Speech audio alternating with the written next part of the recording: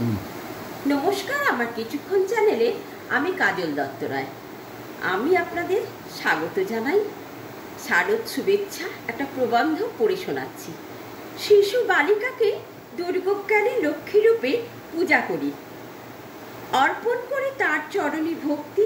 এই নিবেদনে মাতৃশক্তিকে জাগ্রত করার পূজা প্রার্থনা, মানব জাতি দেশমাতৃকার মঙ্গল কামনায় উদার চিত্তে বন্দনা করি তাকে। আধ্যাত্মিক শক্তিকে বিকশিত করি প্রতীকী কুমারী পূজার আয়োজনে। কুমারী শিশু বড় হয়ে নারী রূপে লালন করে সংসার ও সমাজকে, আশা এবং সংকল্পের শক্তিরূপে অভয় দান করে মানব জাতিকে।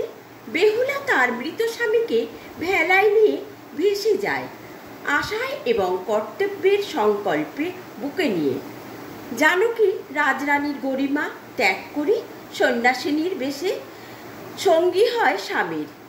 দ্রৌপদীকে সইতে হয় লাঞ্ছনা নিষ্ঠুর প্রতিশ্রুতি রক্ষার্থে। কুন্তী বুকের বেদনা অন্তরের হাহাকার, চেতনার তন্ত্রে তন্ত্রে আজও বাজে আমাদের মনে অভিমান ও বেদনার বিন।